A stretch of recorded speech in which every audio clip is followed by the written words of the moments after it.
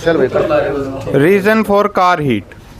सबसे पहला प्रश्न है भाई, गाड़ी जो तुम चलाओगे तो वो हीट होगी एक बार, ठीक है? तो उसके हीट होने का कारण क्या होगा? अगर गाड़ी हीट हो जाए तो सबसे पहले क्या चेक करोगे? बिल्कुल नहीं, सबसे पहले चेक करेंगे कूलेंट, ठीक है? ये क्रियाएं होंगी हमारी कि हम क्या क्या चीज चेक करते चलेंगे और फिर उसके बाद देखेंगे आपको। तो कुछ होंगे समस्याएं इंटरनली इंजन की और कुछ होती हैं बाहर की तरफ से जो आप देख सकते हो। तो सबसे पहले आप चेक करोगे सिर्फ गाड़ी में कूलेंट है या नहीं है। पहला काम हो गया। अगर कूलेंट नहीं होगा तो उसके दो कारण हो सकते हैं भाई, या तो गाड़ी खुद कूलेंट खा रही है या गाड़ी के अंदर कूलेंट का लीकेज हो गया। ये चीज हमने चेक कर ली कि भाई कूलेंट है नहीं है या लीकेज है, ठीक है? उसके बाद देखते हैं कि जी कूलेंट हमारा कंप्लीट है, तो पहली क्रिया पूरी होगी। फिर हम चेक करेंगे कि जो हमारी टेंशन है किसकी, फैन बेल्ट की, जो आपका टॉपिक दे रखा है। अगर फैन बेल्ट आपकी लूज होगी तो क्या करेगा फिर वो वाटर पंप जो तुम्हारा है वो पूर्ण रूप से काम नहीं करेगा। तो जो साइकिल बनेगी तेरी कूलेंट के घूमने की वो कम चलेगा। कम चलने का मतलब कम घूम के आएगा, तो गाड़ी क्या करेगी फिर, हीट कर जाओगी। आप बाहर से सिर्फ ये दो ही बातें देख सकते हो, है भाई जी।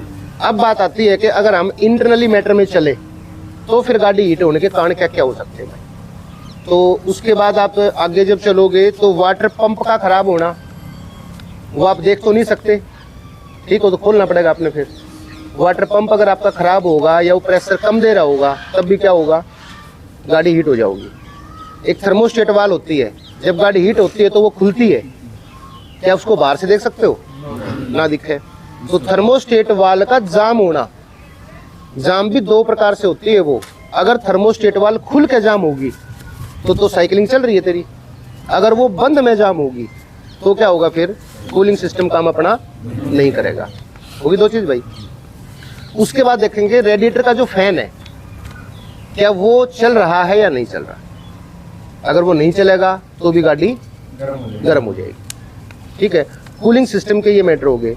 उसके बाद इंटर जाओगे तो क्या हो सकता है कि जो कूलिंग सिस्टम की जो नालियां है ना, वाटर जैकेट जिसको बोलते हो तुम, उसके अंदर वाटर स्टोन का जमा होना।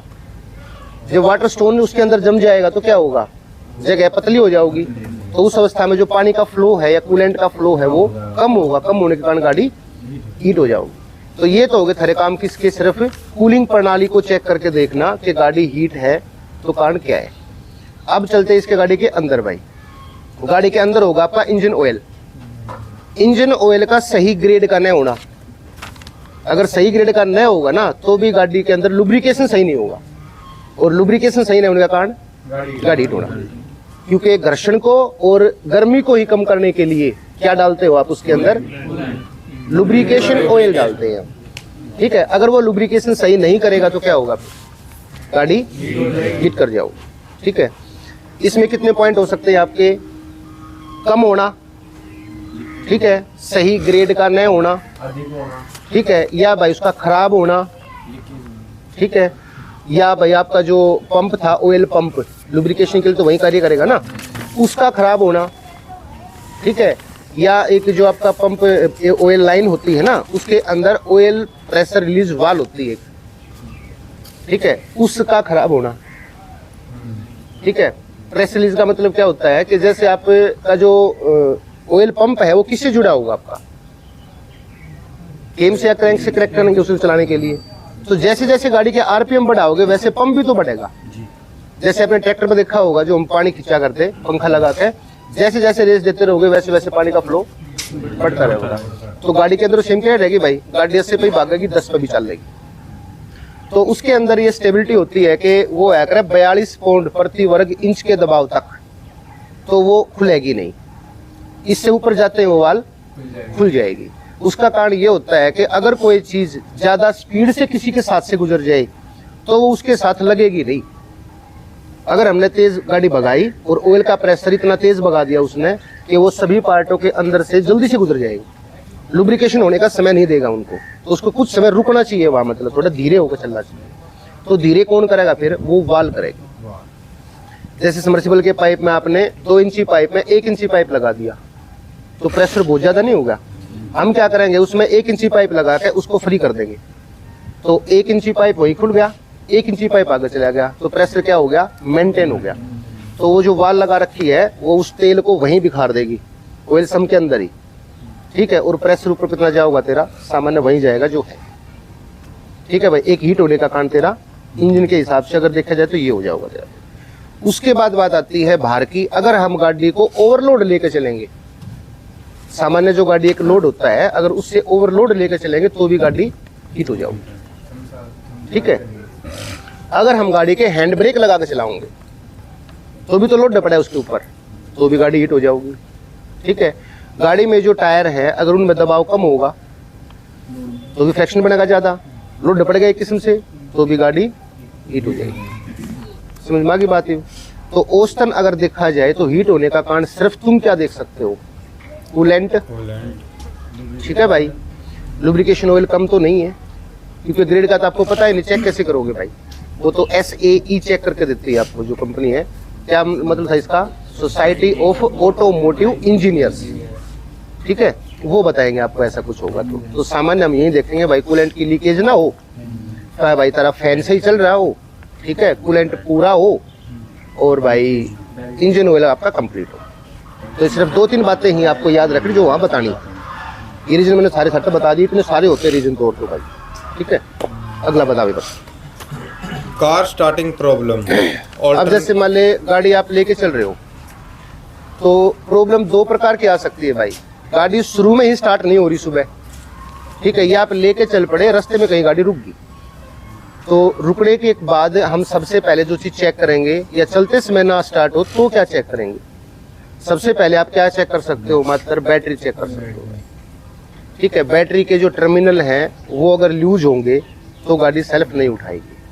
अच्छा, लूज होने का और बैटरी खराब होने के कारण क्या मिलेंगे आपको, जब आप गाड़ी का इग्निशन ऑन करोगे, स्विच, किसी भी प्रकार की लाइट का नहीं आना, ठीक है, इसका मतलब बैटरी की कनेक्टिविटी का बिल्कुल नहीं होना। डैशबोर्ड पे भी कुछ ना दिखता। हाँ बिल्कुल, ठीक है।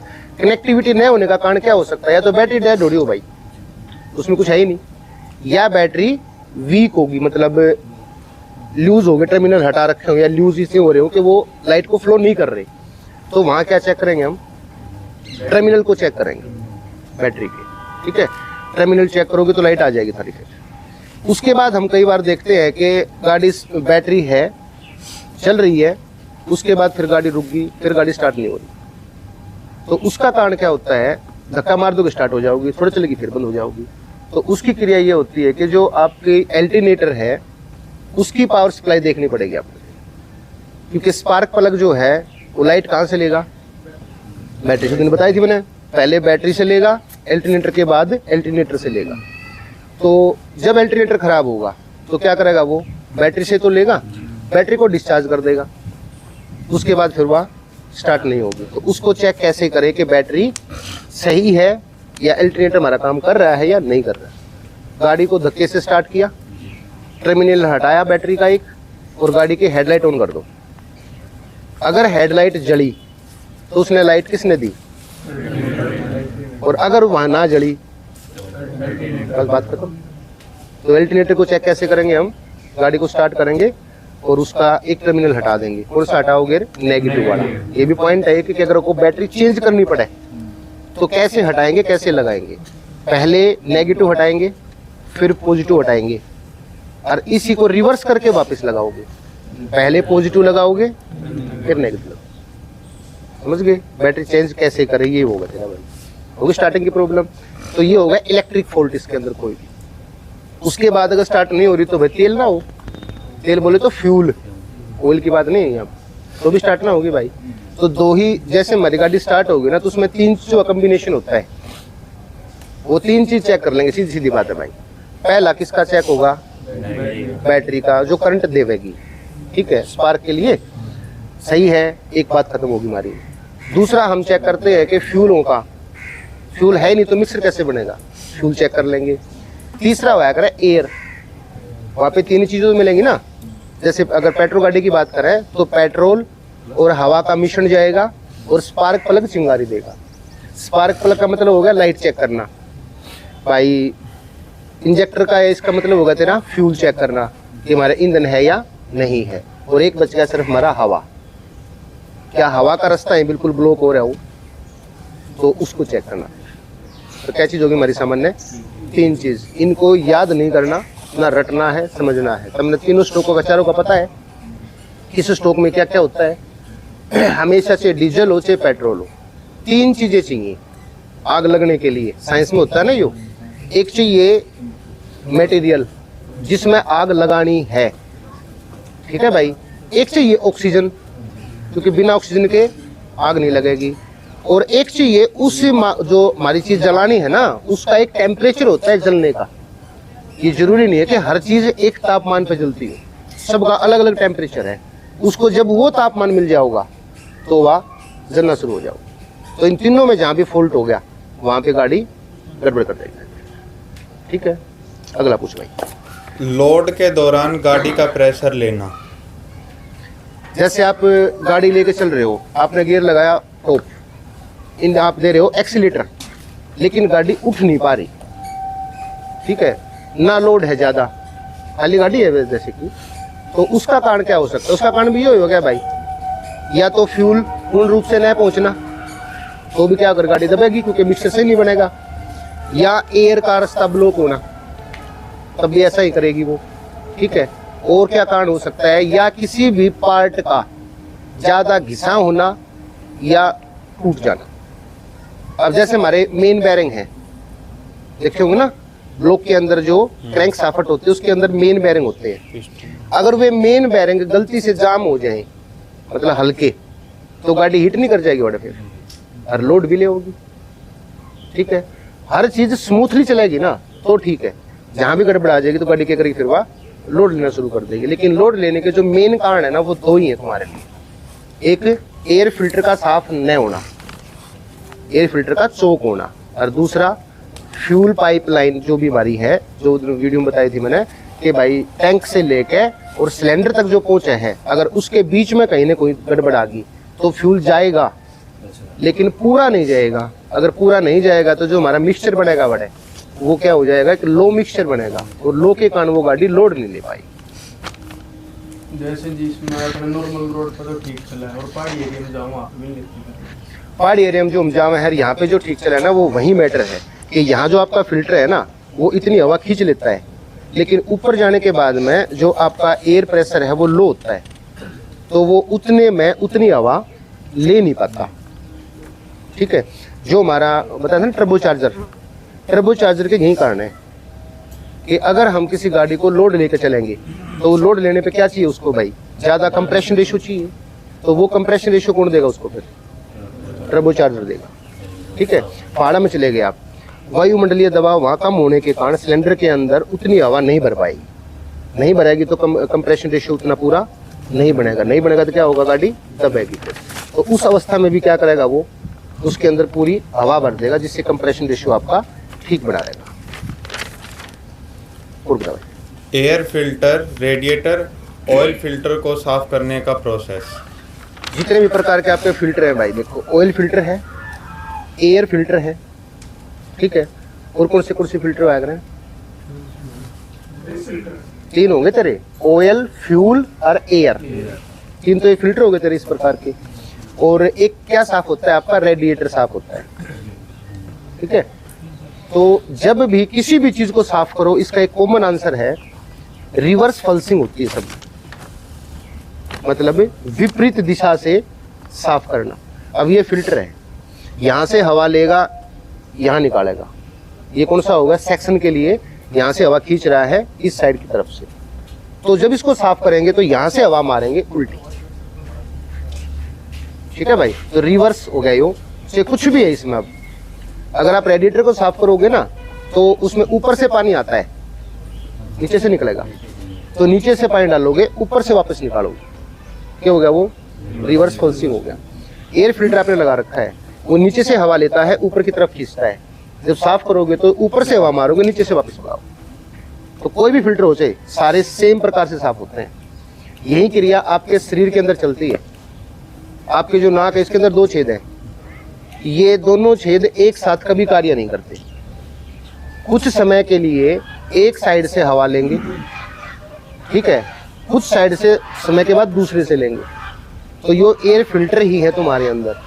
तो जब आप एक साइड से सांस लेंगे तो जो बाल है उनके अंदर क्या होगा, डस्ट रुकेगी, और दूसरी साइड से छोड़ देंगे तो क्या होगा, रिवर्स हो गया, उल्टा है। उसने जो डस्ट ले रखी थी वो उसको वापस नीचे भगाता रहेगा, ठीक है। और आपके नाक के अंदर जेल टाइप में है, गीला है ना यो, तो कौन सा फिल्टर है यो, है 3 बताए थे। ड्राई है, ड्राई नहीं है। ऑयल बाथ है, नहीं है। वेट है यो, गिल्ला ही तो है, जुकाम हो जब वो एरोल बात, समझ गए। तो यो भी फिल्टर ही है एक। अगर हम शरीर को इंजन के साथ जोड़ कर देखें ना तो 90% से ज्यादा चीजें बिल्कुल सेम है। आपने नहीं कहा कि भाई गोड्डा में ग्रीस खत्म हो गया, क्योंकि है लुब्रिकेशन ही तो है भाई। इनलेट वाल आपके पास भी है, आउटलेट वाल भी आपके पास है। इंटरनल कंबशन चैम्बर एडी में भी होगा, तुम्हारे अंदर भी होगा। बिना ऊर्जा के तुम भी नहीं चलोगे, बिना ऊर्जा के वे भी नहीं चलेंगे। गाड़ी को चलने के लिए बैलेंस चाहिए, तुम्हारे अंदर भी बैलेंस चाहिए, ना चलते गिर जाओगे। तुम्हारे अंदर जो बैलेंस होता है वो तुम्हारे जो कान है ना उसके अंदर एक झिल्ली होती है। जैसे आप घूमना शुरू करोगे ऐसे, तो वो झिल्ली का जो जेल है वो क्या करेगा, घूमना शुरू कर देगा। वहां से इंडिकेशन जाएगा दिमाग के ऊपर, घूम रहा है भाई, गलती से तो रुक गया, लेकिन वो जेल तो भी घूम ही रहा है, तो दिमाग अभी कह रहा है घूम रहा है। इसे तुम क्या करोगे, घूमोगे, रुक गया तो पड़ जाओगे, ठीक है। अगला बोल भाई। स्टीयरिंग व्हील का टाइट होना। जैसे आपका जो स्टीयरिंग व्हील है, कई बार आपने देखा होगा कि चलते चलते वो टाइट हो जाता है। तो टाइट होने का जो कारण है, सबसे पहले पता करना पड़ेगा कि स्टीयरिंग है किस प्रकार का, ठीक है। अगर आपके पास स्टीयरिंग है मैनुअल, ठीक है, तो उसका गियर बॉक्स कैसा पा होगा, मैकेनिकल होगा। मैकेनिकल होने का कारण होता है उसके अंदर लुब्रिकेशन के लिए ऑयल डाला जाता है। गाड़ी तो उसके अंदर भी भाई, उसके अंदर होती है स्पाइरल गियर, गंडासी की चाल देखी है, ऐसी होती है उसके अंदर। तो अगर उसके अंदर लुब्रिकेशन नहीं होगा सही रूप से तो क्या होगा, वो टाइट हो जाएगा भाई, ठीक है। या ज्यादा घिसा होगा, जैसे आपने ट्रक का देखा होगा, गड़बड़ कर रहा है ना वो, लेकिन वो गड़बड़ कर रहा है यूनिवर्सल जॉइंट के जॉइंट कटे होने के कारण ये लूज हो रहा है यहाँ से, ठीक है। ये तो होगा तेरा कौन सा, मैनुअल हो गया भाई। अगला कौन सा होगा तेरा, हाइड्रोलिक हो गया। हाइड्रोलिक अगर टाइट हो जाएगा तो उसका कारण क्या होगा, उसका काम है या तो हाइड्रोलिक जो हमारा है फ्लूइड वो पूरा न होना, ठीक है, या उनके अंदर जो हमारे पंप लगा हुआ है ऑयल पंप, उसका ठीक प्रकार से कार्य न करना। फिर कौन सा आ गया हमारा, इलेक्ट्रिक। इलेक्ट्रिक स्टीयरिंग सिर्फ तभी जाम होता है या तभी टाइट होता है जब वो ज़्यादा मोड़ आ जाए। जैसे जैसे उसको मोड़ते रहो ना ज़्यादा, तो उसके अंदर मोटर है, वो मोटर हीट करके और कट कर जाएगी। फिर जब तक वो नहीं चलेगी जब तक कि वो ठंडी ना हो जाएगी। अच्छा, इसमें कभी स्टीयरिंग जाम नहीं होता, ठीक है। स्टीयरिंग जाम होता है मोस्टली मैकेनिकल के अंदर, क्योंकि उसके अंदर स्पाइरल गियर हो गया, अगर वो गियर टूट गया तो फंस गया भाई, तो जाम हो जाएगा। हाइड्रोलिक वाला टाइट हो सकता है, ठीक है। पावर स्टीयरिंग हो गया ना, power steering convert into manual steering, manual में बदल जाएगा वो। इलेक्ट्रिक वाला भी क्यों बदल जाएगा, मैनुअल बदल जाएगा, लेकिन मैनुअल वाला कितना बदलेगा, जाम हो जाएगा बिल्कुल। जैसे आपने साइंस ली, चांस है कॉमर्स में आ जाओ, कॉमर्स ले रहा आर्ट वाला किस जगह, तो यो है मैटर इसका। मैनुअल वाला ही क्या होगा, जैसे आपसे पूछा जाए कि किस प्रकार का स्टीयरिंग, ठीक है, जाम हो सकता है, मैनुअल वाला जाम हो सकता है। वे सिर्फ अपनी एक कैटेगरी को छोड़कर दूसरी कैटेगरी में आ सकते हैं, ठीक है। अगला बोल। टायर का अलग अलग तरीके से घिसना। हाँ भाई, टायर जो है ना वो सामान्य रूप से आपका 3 प्रकार से घिसावट होगी उसकी, मोटी मोटी देखे जाए तो। अगर आपकी गाड़ी के अंदर जो टायर है उसका हवा का प्रेशर एक लिमिट का होता है हर गाड़ी का, ठीक है। प्रेशर तुम्हारे देखे जाए तो 3 प्रकार के होते हैं, एक होगा हाई प्रेशर, एक मीडियम और एक लो, ठीक है। हाई प्रेशर का मतलब होता है जैसे आपके ट्रक वगैरह, इनमें प्रेशर हाई रखते हैं क्योंकि लोड ज़्यादा होता है। उसके बाद होता है मिनिमम, बीच का मतलब। तो मीडियम जहाँ पे होगा, जैसे आपकी कार वगैरह जितनी भी है ना, इनमें कौन सा प्रेशर है, मिनिमम होगा जरा। एक हो गया लो। लो का मतलब जहाँ पे आपका 15, 20, 12, 13 प्रेशर रहेगा, वो कौन सा हो गया? लो। 30, 35, 40 तक मीडियम, और 80 से ऊपर हाई। तो 3 ऊपर कैटेगरी बनेगी भाई। ये मीडियम आओगे इसमें भाई, 60 से लेके 70, 75 तक चलेगा। 80, 90 से ऊपर जाने के बाद में हाई प्रेशर हो जाओगे। अब बात आती है कि इनमें जो टायरों में प्रेशर है ये अलग अलग कैसे होगा भाई, कि जो हमारे रेतीली जगह पे जो गाड़ी चलती होंगी, कच्ची जगह पे, उनमें सभी गाड़ियों में लो प्रेशर होता है। ट्रैक्टर का टायर देखा है, चौड़ा टायर है, प्रेशर कम है, समझ गए। रेगिस्तान में जो वे रेडे हैं उनके जो टायर हैं चौड़े टायर होते हैं और लो प्रेशर होता है उनका, ताकि जितना ज़्यादा हो सरफेस टिक के चल रहे, जितना सरफेस टिकेगा उतना नीचे नहीं धसेगा। एक किस्म से ये पानी की तरह होता है। पानी में नाव चलाओगे, जिस नाव का जितना ऐसा सरफेस होगा उतनी वो नाव कम डूबेगी। अगर वो बिल्कुल ऐसे कर देंगे तो वो ज़्यादा डूब जाओगे। यूं में रेत का है भाई, पतला टायर होगा तो रेत में धस जाएगा, जितना बड़ा होगा उतना नहीं धसेगा। जो साइंस से पढ़ा होगा तुमने, एक जहाज पानी में नहीं डूबता जबकि एक पिन पानी में डूब जाती है। तो उसका कारण यही है, वॉल्यूम हटाने का जो रेशियो आया ना, उस प्रकार का।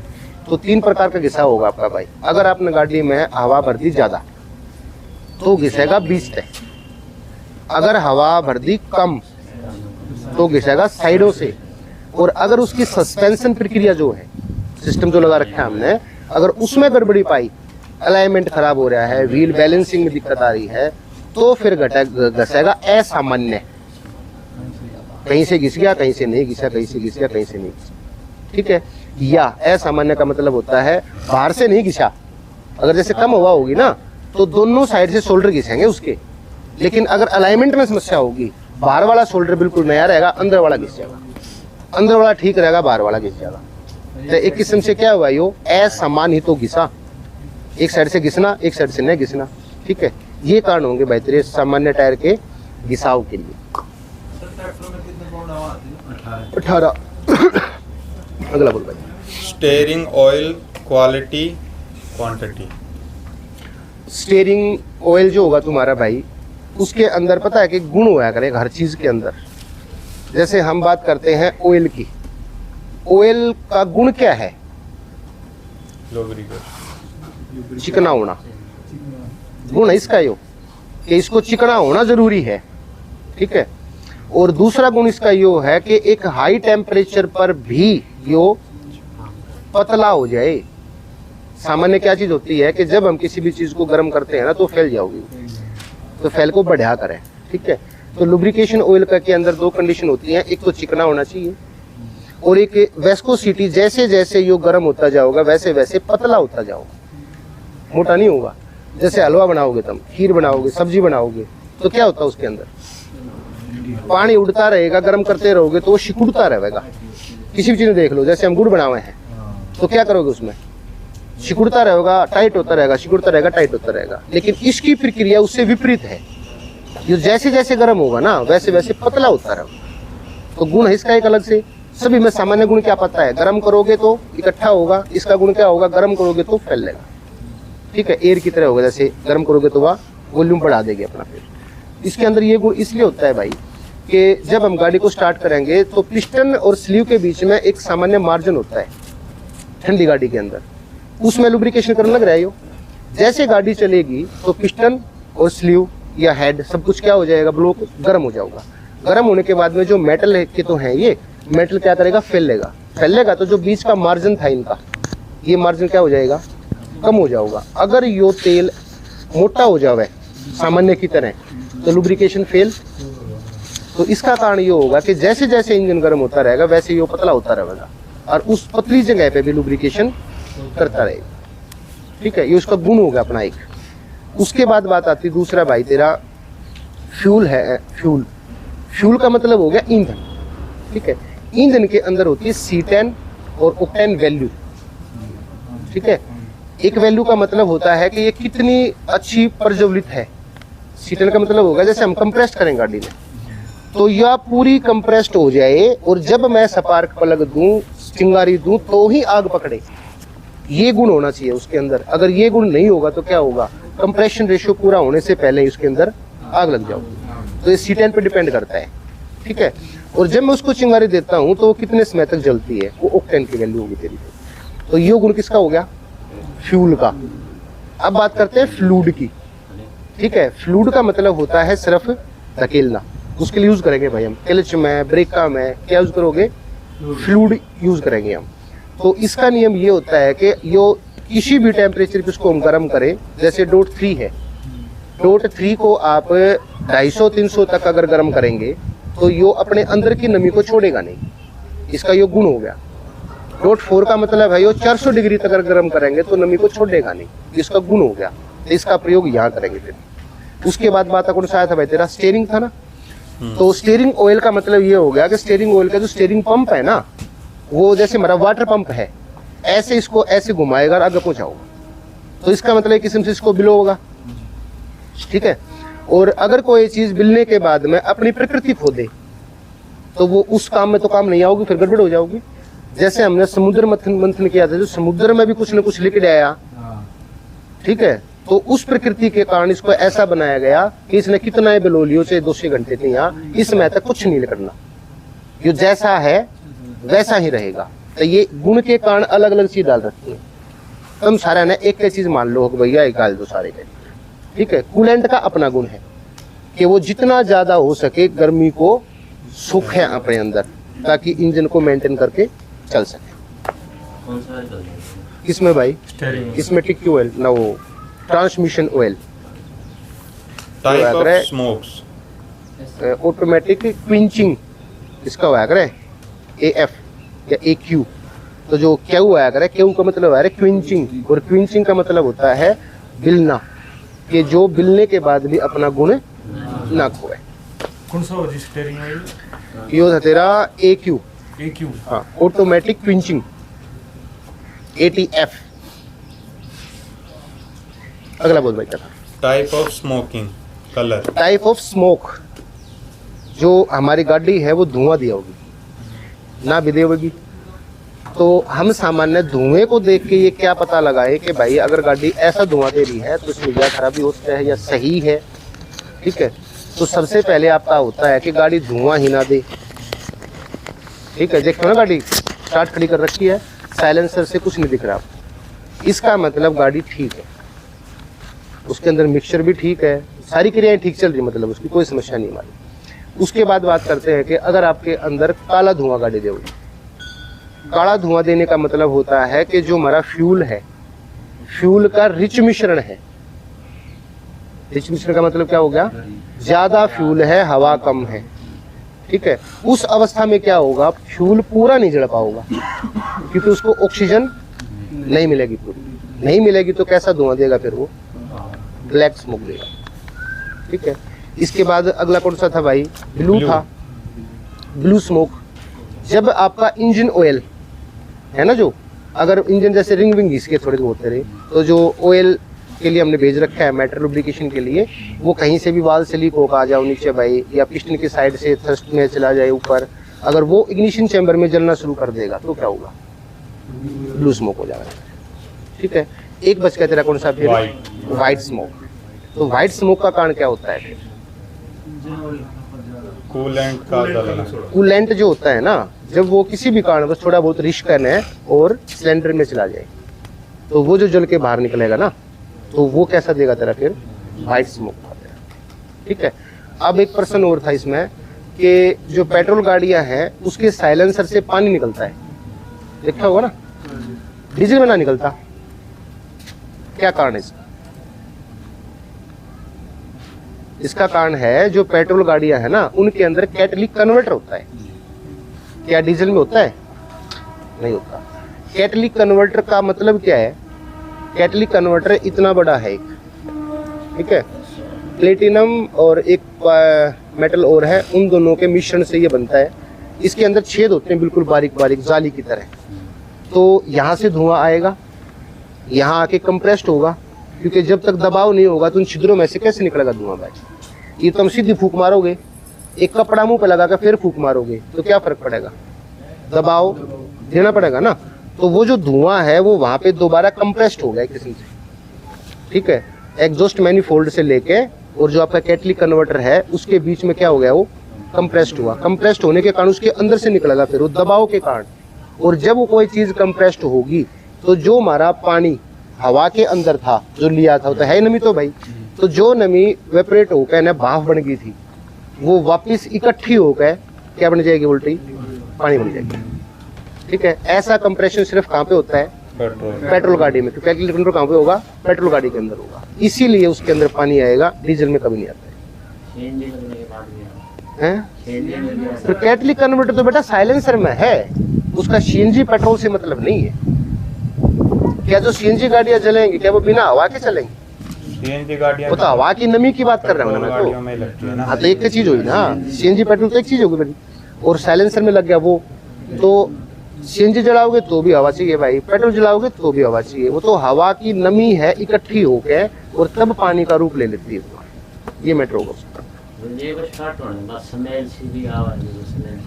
किसकी स्मेल? तो भाई तू यूं बता एक बार कि जब कोई चीज स्टार्ट होती है तो वहां पे रिच मिश्रण होता है। ठीक है, और रिच मिश्रण का मतलब ही बताया था मैंने कि फ्यूल का सही रूप से न जलना। और जब भी कोई फ्यूल तेरे को बाहर महसूस होगा तो स्मेल नहीं आओगी, पेट्रोल की भी आओगी, डीजल की भी आओगी। हाँ भाई। Car is stopped without reason. Car is stopped without reason. अच्छा, जैसे मान ली गाड़ी आपकी चल रही है भाई, पहले जो बताया था मैंने, जैसे खड़ी गाड़ी में चेक करोगे ना, स्टार्ट ना हो रही तो क्या करेंगे, गाड़ी चलते चलते बंद हो जाए तो उसके क्या कारण हो सकते हैं? वही कारण उल्टे उठ के भाई, चलते चलते तेल खत्म हो सकता है आपकी गाड़ी का, तेल बोले तो फ्यूल, हाँ कहते वो ओल बना लूँ फिर खत्म हो जाऊगा। या आपके इग्निशन में कहीं पे समस्या आ जाए। इग्निशन समस्या कहाँ से आएगी भाई, लाइट का जो मैटर है वहाँ पे दिक्कत कर जाए आपका। जैसे गाड़ी के टर्मिनल लूज है तो बैटरी से ले लेगा करंट भैया, आपका जो अल्टरनेटर है वो चार्जिंग बैटरी को नहीं दे पा रहा, तो उस अवस्था में क्या होगा, फिर बैटरी खत्म तो गाड़ी बंद हो जाएगी। या गाड़ी बंद होती है हीट होने के कारण, गाड़ी चल रही है बिल्कुल ठीक, आपने हीट का टेम्परेचर की सुई नहीं देखी तो गाड़ी हीट हो जाएगी। हीट होने के बाद में जो पिस्टन और स्लीव है ना, उनके बीच में गैप खत्म हो जाएगा, तो पिस्टन वहीं जाम हो जाएंगे आपके। ठीक है, इस प्रकार से गाड़ी चलते चलते बंद हो सकती है, सामान्य बात है भाई। गाड़ी हीट हो जाए तो कुछ भी नहीं करना, जैसी है वैसी छोड़ दो। ठीक है, उसको पहले ठंडी होने दो। नहीं भैया, बंद कर दो, बंद तब पे ना होगी, स्टार्ट कैसे छोड़ेगा, उसको यूं कोई छोड़ दो। क्योंकि जब कोई नेचुरल रूप से कोई चीज फैलती है ना और नेचुरल से सिकुड़ती है तो वो अपना ही जगह ले लेती है, और ये क्रिया गाड़ी में हर रोज होती है। गाड़ी स्टार्ट करोगे गर्म होगी, गर्म होकर फैलता है मैटर, तो आपने गाड़ी बंद कर दी, वापिस सिकुड़ेगा वो। लेकिन अगर आपने उसके अंदर गलती से पानी मार दिया, जब तो गाड़ी स्टार्ट रहेगी तो वो उसका मैटर नहीं पड़ता। ठीक है, चलता तू भागता भागता जा रहा है, तेरे ऊपर एक गिलास पानी गिर दिया तो कोई बात ना, उठ जाएगा वो तनुकान तेरे साथ में। लेकिन अगर तू बैठ गया, भागता रहे बरसात में, बीमार ना होगा तू। ठीक है, भाग के आ और फिर पानी के नीचे बैठ जाइए, फिर बीमार हो जाएगा। क्योंकि जो आपका टेम्परेचर है ना वो एकदम से डाउन आया। डाउन आने का मतलब क्या होता है कि जो मेटल है उसको सिकुड़ने का टाइम नहीं मिला, तो जहाँ पानी गिर गया वो जल्दी सिकुड़ गया, जहाँ नहीं गिरा वो आराम से सिकुड़ेगा। तो क्या हो जाएगा फिर, असामान्य सिकुड़ेगा वो, तो गाड़ी उड़े खराब हो जाएगी। ठीक है, जैसे आप अंधेरे से उजाले में जाओगे या उजाले से अंधेरे में जाओगे तो एक समय लगता है आपको सही रूप से देखने में, एक स्पीड तो लगेगा ना भाई। तो किसी भी चीज को ठंडा होने में एक स्पीड चाहिए, तो गाड़ी को छोड़ दो, उसको पहले ठंडा होने दो। ठंडा होने के बाद में फिर अपना हाथ उतला कर चेक करिए। दूसरा, गाड़ी ऐसे बंद हो जाए ना तो कभी भी रेडिएटर कैप को ना खोलें। ठीक है, क्योंकि उसके अंदर जो गर्म होने के कारण गैस बन गई अब भाप, और भाप के कारण वो उसको ब्लास्ट कर दे, मतलब भगा देगी बाहर, तो वो पानी मुंह पे भी आ सकता है भाई। हाँ, तो वो कूलेंट है तेरा, ग्रे कलर का नहीं, वो है कूलेंट। रेडिएटर में कभी पानी डालते ही नहीं है, कूलेंट ही डलता है, वो एक मिक्सचर होगा पानी का कूलेंट।